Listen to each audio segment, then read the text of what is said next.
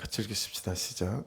너와 함께 있는 내 형제가 가난하게 되어 내게 몸이 팔리거든 너는 그를 종으로 부리지 말고 40절도 읽으십시다.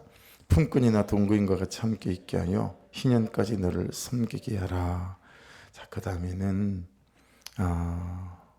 44절 45절 읽으십시다. 시작.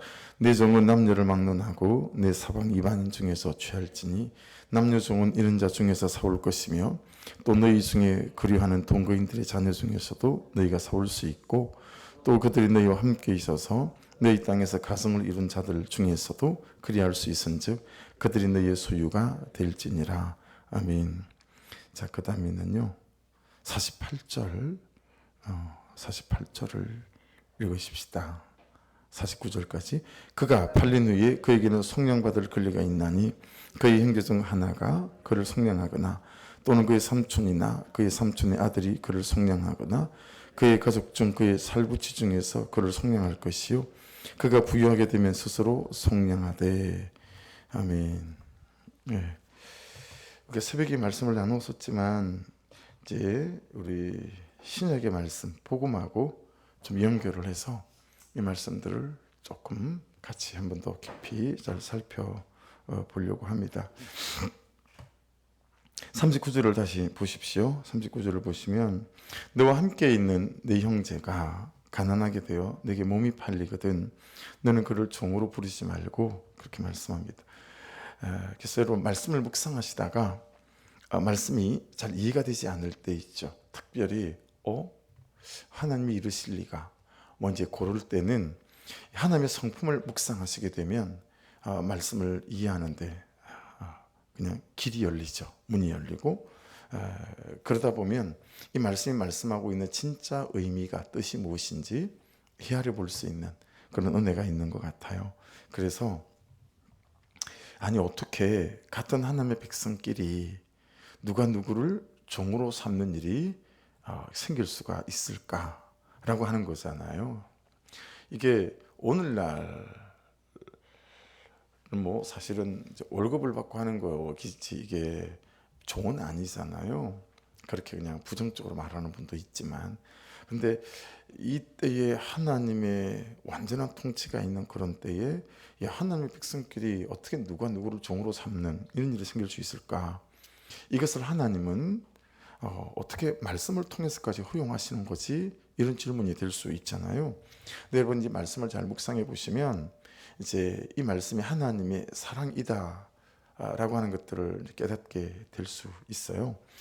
하나님께서 이스라엘 백성이 같은 민족인 이스라엘 백성들에게 종으로 팔릴 수 있도록 허용하신 이유는 무엇이냐면 이 이스라엘 백성들이 그의 처지 때문에 이방인이나 타국으로 종이나 노예로 팔려가지 않도록 하는 하나님의 계획이다 라고 하는 것입니다.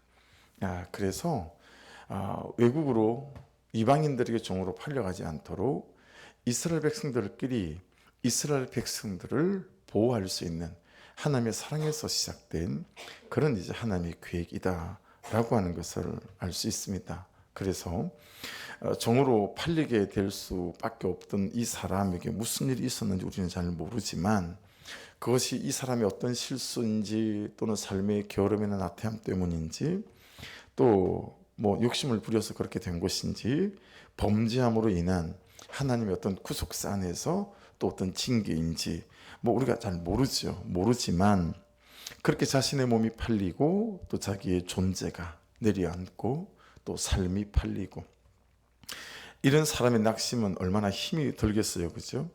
또 한편으로는 얼마나 큰 후회가 있겠는가라고 하는 거죠. 이제 그런 그를 같은 동족인 이스라엘 사람이 종으로 사온다라고 하는 의미가 어떤 거죠? 첫째는 이 사람의 빚을 갚아주는 거죠, 그렇죠? 빚을 갚아주는 거. 두 번째는 이 사람이 먹고 살고 생활하는 것이 해결이 될 수 있겠죠. 그리고 전체적인 의미 안에서 본다면 이 사람에게 다시 새로운 시작과 도전을 할 수 있는 그런 기회도 되더라라고 하는 것들을 우리가 이제 말씀에서 살펴볼 수 있었습니다. 그래서 어떤 것보다도 놀라운 것은 어떤 거죠? 6년의 종 생활이 다 지나고 난 다음에 7년째는 그를 놓아서 자유롭게 해 줘야 됐다라고 하는 것 아니겠어요? 근데 만일에 그 샀는데 2년 뒤 휘년이 닥쳐왔으면 그냥 2년밖에 안 됐더라도 이 사람을 자유케 하는 거죠. 해방시켜 주는 거죠. 그렇게 이 말씀이 이 백성들에게 이제 허용되어진 주의 사랑에서 시작된 그런 메시지다라고 하는 것들을 알 수 있습니다. 결국은 다시 자유케 하기 위한 그건 하나님의 은혜요, 또 하나님의 돌보심이다라는 사실들을 알 수 있습니다. 그런 면에서 여러분, 우리 얘기를 좀 가져와 볼게요. 예수님께서 오시기 전에, 우리가 예수를 믿기 전에, 그죠? 우리는 무엇에게 팔려 있었습니까? 자막을 한번 보십시오. 로마서 7장 14절인데요. 우리가 율법은 신령한 줄 알거니와 나는 육신에 속하여 제 아래 팔렸도다. 그렇게 말씀합니다. 그들이 종의 노릇으로 그들이 팔린 것처럼 우리가 육신에 속했기 때문에 제 아래 팔려섰다라고 하는 거죠. 여전히 하지만 오늘을 살아가는 주의 백성들에게도 또다시 죄 아래 팔리는 그런 사람들이 있을 수 있겠죠. 자, 여러분, 죄 아래 팔리면 우리가 누구에게 종노릇하게 될까요? 로마서 6장 6절입니다. 우리가 알거니와 우리의 옛사람이 예수와 함께 십자가에 못 박힌 것은 죄의 몸이 죽어 다시는 우리가 죄에게 종노릇하지 아니하려 함이니. 그러니까 여러분, 우리가 죄 아래 팔리기 시작하면 어떻게 되죠? 죄에게 종노릇할 수밖에 없게 되어진다라고 하는 거죠. 그러니까 여러분, 우리를 잘 살펴보면 이 말씀이 그냥 이해될 수 있는 것 아니겠어요? 죄 아래 팔리게 되면 우리는 죄의 종노릇을 하고 살아간다라고 하는 것입니다. 결국은 이제 죄가 나를 부리게 되어지는 거죠. 여러분, 이 죄의 종노릇을 하고 사는 사람의 인간의 결국은 어떤 건지 우리가 너무 잘 아는 로마서 6장 23절 말씀이 있잖아요. 죄의 삭은 사망이다 라고 하는 거. 여러분, 죄의 삭은 사망이다 라는 말씀의 뜻은 또 무엇일까요? 로마서 5장 14절 같이 한번 읽어볼까요? 시작. 그러나 아담으로부터 모세까지 아담의 범죄와 같은 죄를 짓지 아니한 자들까지도 사망이 왕노릇하였나니 아담은 오실 자의 무용이라. 여러분, 결국은 죄의 삭은 사망이다라고 하는 말은 어떤 거죠? 이 사망이 왕노릇한다라고 하는 거예요. 그래서 이 사망에 우리가 완전히 종노릇을 하게 되어진다라고 하는 것 아니겠어요? 사망이 왕노릇한다. 자, 사망은 여러분 친숙하지 않으세요? 이게 헬라어로 뭐였죠? 다나토스라는 단어. 정말 제가 자주 언급해드리는 말씀인 것 같아요. 다나토스. 그럼 다나토스는 죽음인데 두 가지였죠. 하나는 어떤 거였어요? 죽는 것. 우리가 다 육체적으로 다 죽잖아요. 그렇죠? 그래서 육체적으로 죽는 다이닝이라고 했습니다. 또 하나가 더 있죠. 살아있는데 죽어있는 거, 이걸 being dead라고 했습니다. 그렇죠? 살아있는데 죽어있는 거죠. 그렇죠? 그래서 감사도 없고 감격도 없고 기쁨도 없고 아무 딱히 막 소망도 없어요. 뭐 굳이 내가 기대되지도 않고 같이 있는 사람이 기대되지도 않고 이 가정이 기대되지도 않고 그냥 내 직장 생활에 기대되지도 않고, 여러분 그런 삶을 살 때가 종종 자주 있을 수 있지요. 그러니까 여러분 생각해 보셔야 합니다. 내 상태가, 내 삶이, 내 감정이 현재 내가 이런 딱히 기대할 것도 없고 기대도 안 되고 감사도 없고 소망도 없고, 여러분 이런 상태라면 혹여 내가 다나토스, 살아있지만 죽어있는 상태는 아닐까라고 하는 거죠. 살아있지만 죽은 상태. 그래서 슬픔이 왕노릇하고 또 어떤 판단이 왕노릇하고, 그렇죠? 어떤 내 정욕이 왕노릇하고 시기와 질투, 상처가 왕노릇하기도 하고 체념, 그게 막 왕노릇하기도 하고 어떤 냉랭함이나 메마름, 무기력함이 왕노릇하기도 하고. 그러니까 여러분 이런 것 같아요. 우리가 큐티를 하고 말씀 묵상을 하고 그리고 그런 삶을 목장에서 나누잖아요. 나누면 우리가 이런 것들을 알 수 있잖아요. 그죠? 알 수 있을 때, 저 같은 경우에도 제 아내가 저의 메마름에 대해서 아는 척할 때, 저의 냉랭함에 대해서 아는 척하고 뭔가를 도움을 주려고 하면 딱히 반갑지가 않아요. 그냥 내가 내 알아서 할게요. 뭐 이런 식으로 우리가 피드백하는 거죠. 그러니까 여러분 이 부분들이 우리가 잘 좀 훈련되어져 가야 될 것 같아요. 그러니까 내가 다나토스 살아있지만 죽은 상태인데 우리가 얼마나 교만한지 죽어있는 내 상태에 누군가 뭔가 좀 손을 내밀거나 도움을 주려고 그러면 여러분 반가우세요? 안 반가우세요? 별로 반갑지가 않아요. 그냥 그렇지 않으시던가요? 여러분 안 그러신가 보다. 저는 그냥 내 알아서 할 텐데 뭐 굳이 저렇게 또 밥 숟가락을 얹나 뭐 이런 생각을 할 때가 있었던 것 같아요.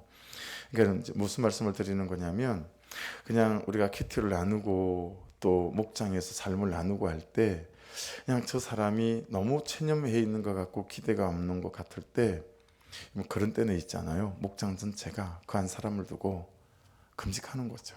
릴레이 금식도 하고, 그렇죠? 또 같이 기도도 하고, 그렇죠? 그리고 내 스스로가 그랬을 때 여러분 그냥 그 지체들이 그런 메마름과 냉랭함에 대하여 여러분 힘드신가 봐요 라고 말할 때 그런 것들이 너무 자연스럽게 이렇게 그냥 받아들일 수 있는 그런 우리로 좀 변해가면 참 좋을 것 같아요. 그러면 3일이 하루로 줄어들지 않겠어요? 근데 우리는 그 1년에 몇 번 안 오는 은혜를 기다릴 때까지 가만히 있으라고 그러니까 참 우리가 어려운 거예요. 그렇잖아요. 1년에 몇 번 안 오는 그 은혜를 받을 때까지 기다려달라고 그러니까 야, 기다리는 사람도 생각 좀 해줘야죠. 그죠? 같이 사는 사람도 생각 좀 해주고. 근데 자기 은혜 받을 때까지 가만히 있어달라고 그러니까 여러분 그게 우리가 좀 서로 안에 훈련되어서 가고 또 이게 좀 허용되어지고 그래야 여러분 사단의 이 종으로 사망의 종으로 살지 않고 그냥 금방금방 벌떡벌떡 좀 일어날 수 있는 그런 은혜가 있지 않게 될까 깨닫게 되어서요. 이렇게 제 아래에 팔려서 사망의 왕노릇하는 우리가 어떻게 자유케 될 수 있는가? 이건 이제 복음을 나눌 때 되게 유명한 말씀이에요. 요한복음 5장 24절인데 같이 큰 목소리로 또박또박 한번 읽어보십시다. 시작. 내가 진실로 진실로 너에게 이르노니 내 말을 듣고 또 나 보내신 이를 믿는 자는 영생을 얻었고 심판에 이르지 아니하나니 사망에서 생명으로 옮겼느니라. 할렐루야. 이게 믿음인 거죠. 그렇죠? 지금 이 시간도 하나님은 살아계시고 이 문제 가운데 역사하시는 분이시다라고 하는 하나님 그분에 대한 믿음. 예, 이 믿음이 이제 우리에게 부어지게 될 때 겁이 나지 않죠. 덤빌 수 있게 되고요. 또 다시 한번 해보겠다라는 마음이 생기기도 하고 그런 부분 안에서 여러분 항상 살아있지만 죽어있는 자들을 잘 헤아려 살피는 그런 시선과 그리고 우리의 마음들이 있어서 여러분 밥으로 격려할 수 있고 기도로 격려할 수 있고 그냥 시간을 함께 해주면서 격려해 줄 수 있는 여러분 그런 은혜가 우리 각자에게 있어서 내가 주변에 그냥 사망으로 살아있지만 죽어있는 자를 그냥 두지 않고 나 또한 내가 죽어있지만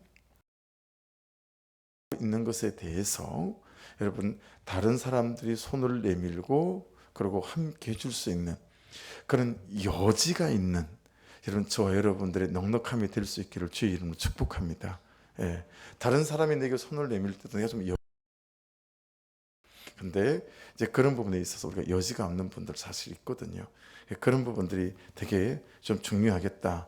그래서 여러분 40절 보십시오. 기회 얘기를 하십시다. 품꾼이나 동거인과 같이 함께 있게 하여 희년까지 너를 섬기게 하라. 그래서 오늘 말씀이 이제 우리에게 주시는 가장 큰 은혜는 저는 이제 기회가 있다라는 거였습니다. 제목도 그렇게 잡았고요. 그 사람에게 무슨 일이 있는지 모르지만 그것이 어떤 실수인지 게으름인지 사기를 당한 것인지 욕심을 부려서 그렇게 된 것인지 잘 몰라요. 우리가 그렇게 자신의 몸이 팔리고 또 삶이 팔리고 그래서 종로로 타는 거예요. 그죠? 그리고 그 스스로 이 사람의 낙심도 만만치 않을 거고요.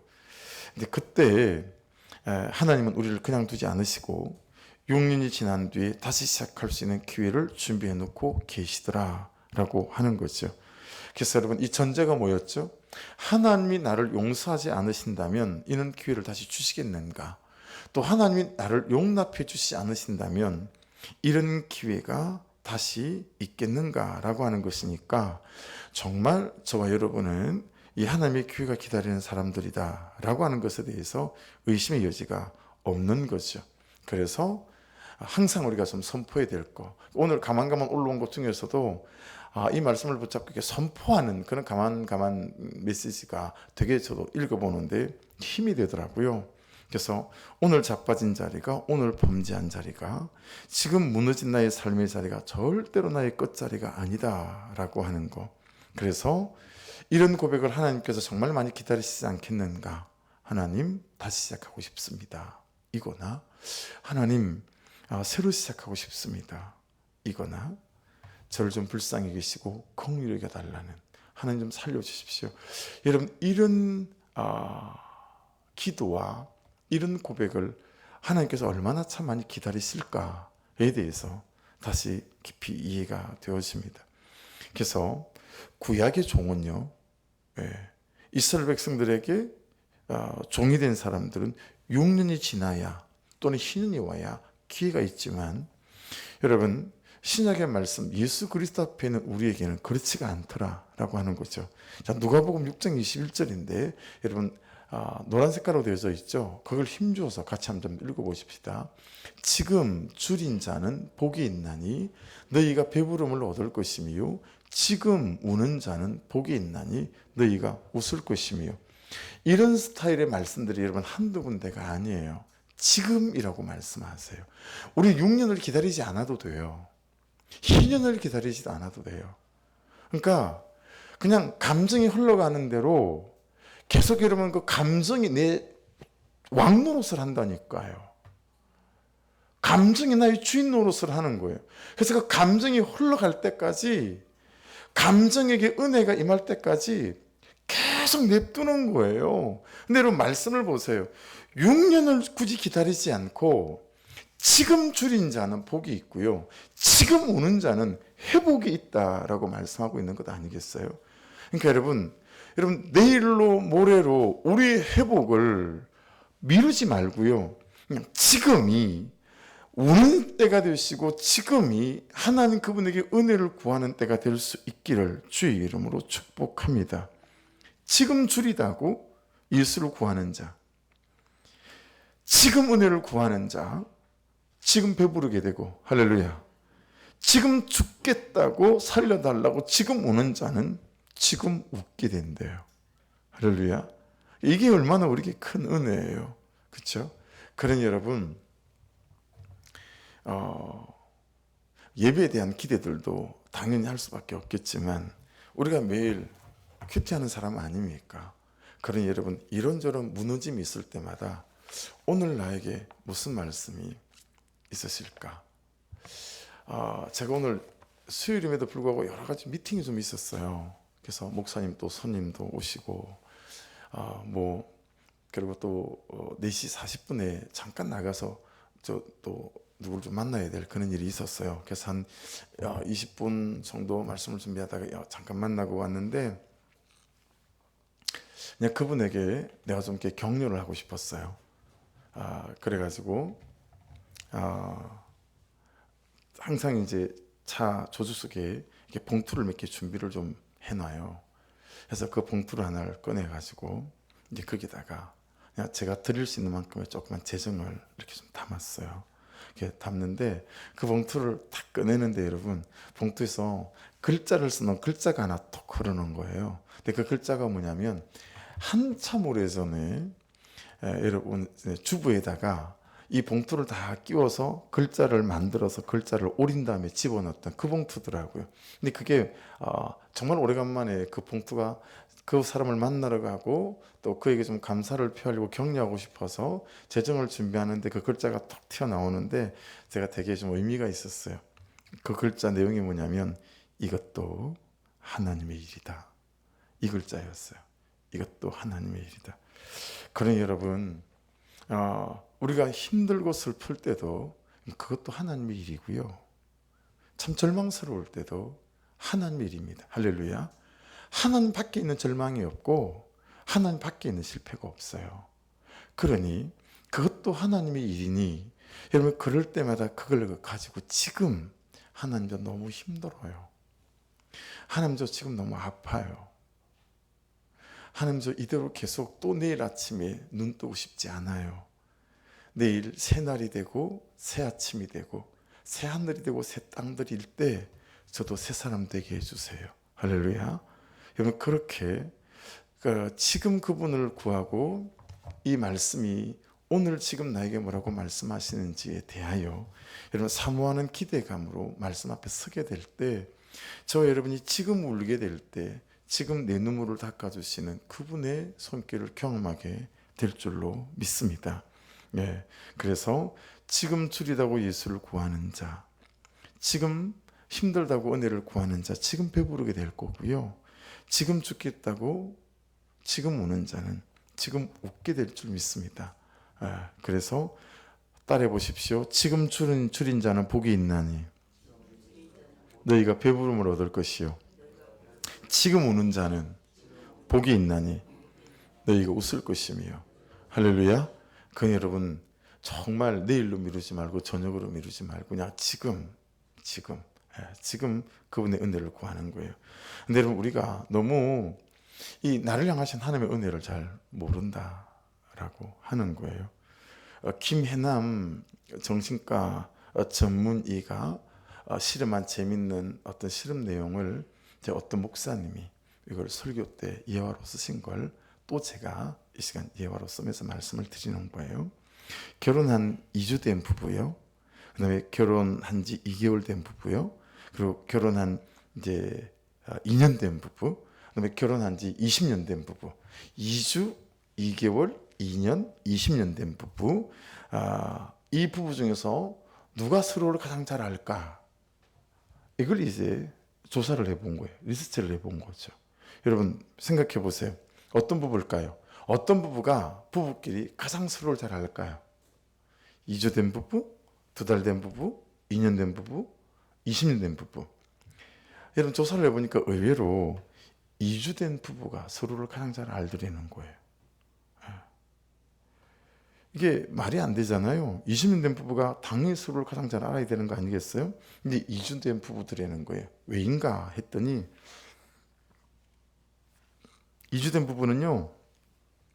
자기를 막 주장하는 거 말고 연합, 하나 되는 거에 너무너무 삶의 우선순위가 있더라는 거죠. 그러니까 서로 궁금한 거예요. 하나가 되고 싶고 연합하고 싶으니까. 그래서 수시로 카톡으로 전화로 문자로 뭐해? 밥은 먹었어요? 지금 뭐해? 뭐하고 있는 중이야? 계속해서 서로를 물어보고 궁금해하고 서로를 알아가더라는 거죠. 그래서 지금 뭘 먹었는지도 알고 뭘 하고 싶은지도 알고 어디에 가고 싶은지도 알고 뭘 가지고 싶은지도 알고 기분은 어떤지 몸은 어떤 상태인지 너무 잘 알더라는 거죠. 근데 20년 된 부부는 서로 너무 모르는 거예요. 왠지 아세요? 하나도 안 궁금해. 그냥 궁금하질 않아. 먹었던가 말았던가 아무 관심이 없는 거예요. 그냥 오히려 관심을 가지면 부담스러워. 그냥 각자 살자. 각자 서로 잘 살자. 20년 된 부부는 그런 데라는 거예요. 지가 뭐 먹었는지 알 필요도 없고 어디에 가고 싶었는지 뭐 상관도 없고 그냥 각자 지 할 짓 잘하고 나는 내 할 짓 잘하고 더 이상 서로 괴롭게만 하지 말고 살자. 뭐 이런 거죠. 여러분 왜 이렇게 됐을까요? 관심이 없는 거예요. 알고 싶지 않은 거예요. 대충 아는 거예요. 대충. 여러분 오늘 말씀을 묵상을 하면서 그런 생각이 드는 거예요. 나를 향하신 하나님 그분의 계획과 사랑에 우리는 정말 관심이 있나? 여러분 생각해 보세요. 내가 인생을 어찌 되었든 구속 안에 있는 사건이었든 어떻게 되었든 내가 종이 된 거잖아요. 여러분 내가 팔려서 종이 됐어요. 이게 보통 일이 아니잖아요. 내 인생에. 우리가 아무리 실패하고 엎어지고 자빠졌어도 종이 되지는 않잖아요. 그죠? 종이 돼본 적은 없잖아요. 근데 그런 종이 된 나에게 하나님 그분의 계획이 있는 거예요. 네, 그렇죠? 네. 하나님 그분이 세팅해 놓은 것들이 있다라고 하는 거예요. 근데 여러분 그 하나님을 우리가 너무 모른다라고 하는 거예요. 그리고 혼자 절망하고 혼자 낙심하고 그리고 그냥 하나님 없는 사람인 것처럼 우리가 살아간다라고 하는 거죠. 우리가 하나님을 너무 대충 알고 있는 건 아닐까라고 하는 거죠. 그러니까 말씀을 잘 모르니, 말씀으로 하나님을 만나지 않으니까요, 나를 향해 길을 들고 서서 기다리시는 하나님 또한 잘 모른다라고 하는 것이니, 여러분 항상 이 말씀을 통해서 하나님 그분을 알고 그분 안에 있는 나를 항상 만나가고 알아가는 그분의 계획이신 여러분과 제가, 여러분 잘 발견되어지는 은혜가 있기를 주의 이름으로 축복합니다. 그러니까 하나님이 나에게 주시는 기회를 잘 모르니까 어때요? 남편에게든 아내에게든 자녀들에게든 가족에게든 뭐 누군가에게 나 또한 다시 어떤 기회를 줄 줄 잘 모른다라고 하는 거예요. 어떤 기회를 줄 잘 모른다라고 하는 거죠. 예. 받을 줄만 알아요. 줄 줄은 모르고. 그렇죠? 용서도 내가 먼저 받아야 되고요. 이해도 내가 먼저 받아야 되고, 사랑도 내가 먼저 받아야 되고. 그래서 아내랑 저랑 이렇게 다툴 일이 있잖아요. 그러면 100분의 99분 어지간하면 제가 잘했던 못했던 무조건 제가 목사고 남편이잖아요. 그러니까 미안해요, 내가 잘못했어요 라고 문자를 보내는 편이에요. 그럼 우리 아내 대답이 또 글짝이에요. 오늘도 당신이 이겼네요. 이렇게 대답을 보내요. 그러니까 용서를 구한 사람이 이긴 사람이라는 거죠. 여러분은 어떠세요? 이번에는 내가 이기고 말 거야, 기필코. 언제까지 용서를 구하나 두고 보자, 이 인간이. 그러고 있으면 이제 징그레는 거죠. 내가 이긴 줄 알면 자기가 먼저 보내든가. 안 보내, 내가 보낼 때까지. 그래, 여러분 자기는 설교를 안 하잖아요. 근데 나는 설교를 해야 되잖아요. 여러분 싸운 상태에서요, 이 강대상 올라오려고 그러면 진짜 괴롭거든요. 그러니까 이 성도들을, 특히 부부싸움 한 사람들을 설교를 시켜야 되려나 봐. 그렇죠. 그러면 그냥 강대상에 올라오기 전에 용서 문자를 보내는 거예요. 아, 미안해요, 내가 또 지나친 것 같아요. 그러면 답장이 오는 거예요. 오늘도 당신이 이겼네요. 그냥 그게 그냥 끝이 나는 거 아니겠어요? 그러니까 여러분, 우리 받을 줄 아는 사람이 되지 마시고요, 그냥 먼저 줄 줄 아는 사람이 될 수 있기를 주의 이름으로 축복합니다. 용서도 내가 먼저 하고 주고, 이해도 내가 먼저 주고, 사랑도 내가 먼저 주고. 할렐루야. 그래서 여러분, 나의 옳고 그름을 내려놓는 회개가 먼저예요. 그렇죠? 그래야 그 다음이 돼요. 그거 없이는 그 다음이 안 되잖아요. 나의 옳고 그름을 내려놓는 회개는 정말 그를 용서하게 하고 그를 용납하게 해요. 나의 옳고 그름을 내려놓는 회개도 그를 용서하고 용납하는 마음도 하나님 외에는 주실 분이 없다. 여러분, 큐티 목회 4년쯤 하니까 이제 가르치지 않았지만 체득되고 배우는 게 있잖아요. 야, 그 가장 중심에 있는 아주 중요한 것 중에 하나가 옳고 그름의 잣대구나. 이게 이렇게 보이는 것 같아요. 다 옳고 그름의 잣대를 가지고요, 행복해하지 않아요. 항상 그 사람이 판단되어지고, 항상 비판되어지고. 그래서 내일부터 작업을 해서 옳고 그름 일단 종이로 대충 해서 붙여놓을 거거든요. 예시를 해놓으려고 그래요. 저도 예시를 몇 개 하고, 또 다른 분들을 통해서 예시를 몇 개 해놓게 되면, 제가 제일 첫 번째 하고 싶은 건 그거예요. 병든 열심으로 못마땅해 하는 옳고 그름의 잣대.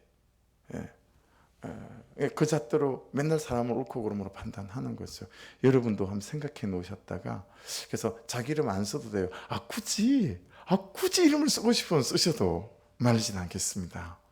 그래서 그렇게 해서 이제 쭉 다 좀 이렇게 잣대가 있으면 아래 위로 이렇게 몇 센치처럼 딱 붙여 놓으면, 그거를 몇 주 지나서 다 한 다음에 제대로 된 조형물을 만들어서 이런 옳고 그름의 잣대가 내 관계를 깨고, 그리고 공동체를 깨고, 내 가정을 깨고, 그게 여러분 서로가 그렇게 쭉 옳고 그름의 잣대를 보고 나면 여러 가지 참 회개하는 바가 생기고 적용하는 바가 생길 것 같아요.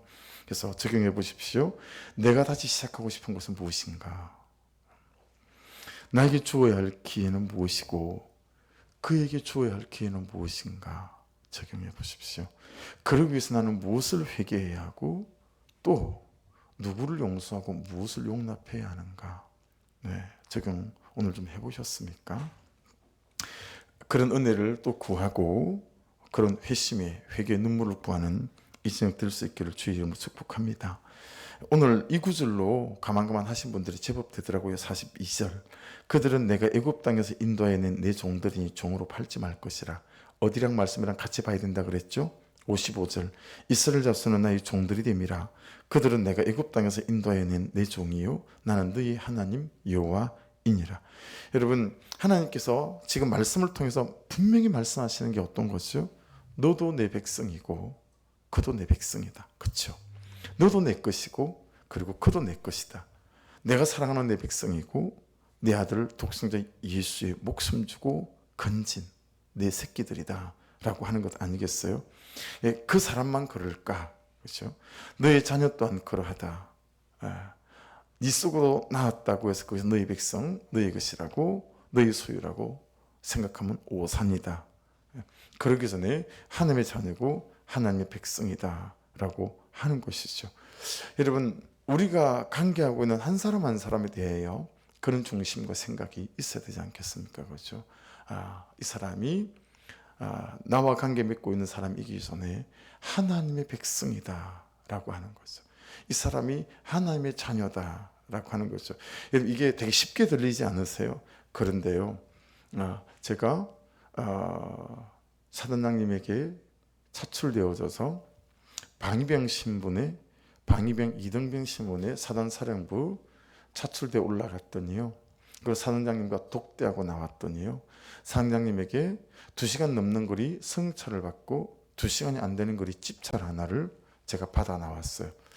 말로는 사단장님이 정말 급하면 내 헬기를 타도 좋아, 내가 명령을 내려놓겠다라는 거예요. 그러니까 헬기 사용권까지 받아 나오지 않았어요. 근데 군대도 별 비밀이 없더만요. 나와서 몇 시간 되니까 소문이 파다하게 퍼졌어요.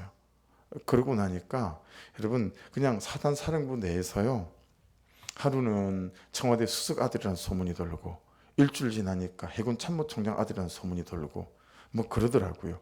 그러고 나니까 여러분, 어떤 누구도 저를 손을 못 대요. 왜냐하면 내가 사단장님의 특명을 받은 그냥 방위병임에도 불구하고 현역병처럼 사단사령부 감찰부에 차출되어 한 그런 한 사람이란 신분 하나만으로, 그러니까 여러분, 우리 각자가 신분이 뭐냐면 하나님의 자녀라는 거죠. 근데 우리는 다 수준으로 살아요. 내 재산의 수준, 내 학벌의 수준, 그렇죠?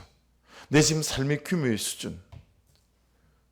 하나님이 보시는 시선으로 나를 보지도 못하고 하나님 보는 시선으로 다른 사람을 보지도 못해요.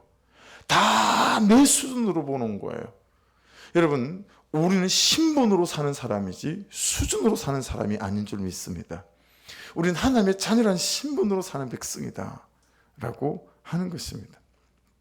그러므로 여러분, 넌 내 백성이다, 그도 내 백성이다. 넌 이제부터 어떤 수준으로 살면 안 된다.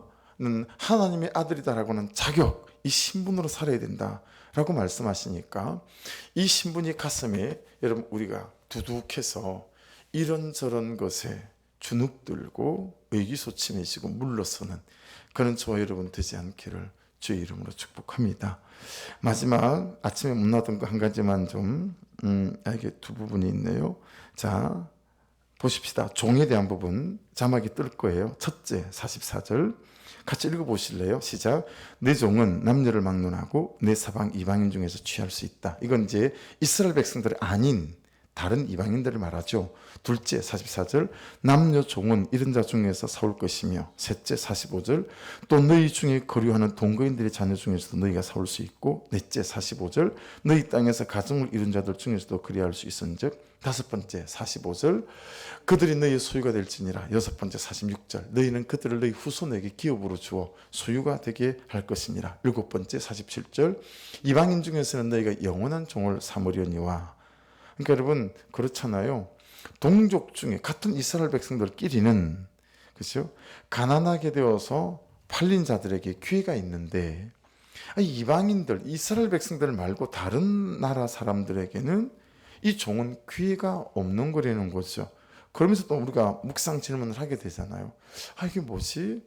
그러면서 여러분 깨닫게 되는 바가 이 44절의 종이나 지금 읽어드렸던 그것이나 46절의 이방인, 그게 다 적어두셨죠. 그리고 오늘 이걸 또 가만가만 올린 분들이 계시더라고요. 은혜되는 것 같아요.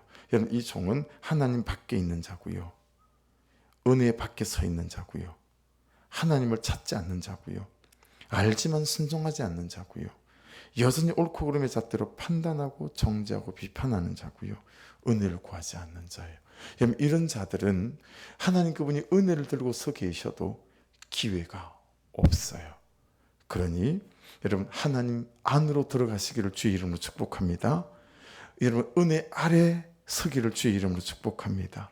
하나님을 지금 구하고 찾으시고요, 아신다면 여러분 순종하는 몸부림이 있기를 주의 이름으로 축복합니다. 이제는 우리가 여전히 붙들고 살았던 옳고 그름의 잣대를 좀 내려놓고 정말 은혜를 구할 수 있기를 주의 이름으로 축복합니다. 한 가지만 더 보죠. 여러분, 48절부터 시작되어지는 속량이라고 하는 거예요. 갈이란 단어예요. 값을 주고 되사다, 값을 치르다, 이런 뜻인데, 자, 첫째 보세요. 그의 형제 중 하나가 그를 속량할 수도 있고, 그렇죠? 49절의 두 번째, 그의 삼촌이나 그의 삼촌의 아들이 그를 속량할 수도 있고, 세 번째 49절, 그의 가족 중 그의 살부지 중에 한 사람이 그를 속량할 수도 있고, 네 번째 49절, 자신이 부유하게 되면 스스로 자신이 값을 치르고 자신을 속량할 수도 있다라는 거예요. 그렇게 값을 주고 사올 수 있대요. 네, 여러분, 우리는 어때요? 오늘을 사는 우리 신약의 말씀으로 연결시킬 때, 자, 요한복음 19장 30절 같이 한번 읽어보십시다. 시작. 예수께서 신포도주를 받으신 후에 이르시되 다 이루었다 하시고 머리를 숙이니 영혼이 떠나가시니라. 자, 다 이루었다가 뭐였죠? 테텔레스타이였죠. 다 갚았다. 너의 과거와 현재 미래까지도 내가 다 갚았다. 그래서 언제든지 내가 예수 그리스도를 믿습니다 라고 할 때, 내가 예수 그리스도를 나의 구주로 영접합니다 라고 할 때, 주님께서 흘리신 그 보혈이 나의 죄를 씻어주신 보혈입니다 라고 할 때, 예수의 십자가의 죽음이 나의 죄를 대속하시기 위한 죽음이었습니다, 예수님이 사흘 만에 사망 권세 깨뜨리고 부활하셨습니다 라는 사실을 믿고 고백하고 영접하게 될 때, 여러분, 예수께서 다 이루었다라고 하는 테텔레스타이가 우리에게 적용되어져서 우리의 모든 죄와 허물을 씻으시고 우리의 신분을 회복시키신 그 예수 그리스도의 권세한 능력이 우리의 것이 되어지는 줄로 믿습니다. 할렐루야. 그래서 오늘을 살아가시면서도 순간순간 지금 그분의 용서와 은혜를 구하고, 그리고 다 이루어 놓으셨다라고 하는 이 놀라운 감격 안에 저와 여러분이 서시게 되어지게 될 때, 하나님께서 우리를 통해서 사람을 살리고 세우시는 일 가운데 초대하셔서 주의 뜻대로 귀하게 써가시는 저와 여러분의 삶이 되어질 줄 믿습니다. 기도하겠습니다. 우리 이 찬양 드리고 기도하십시다. 찬양.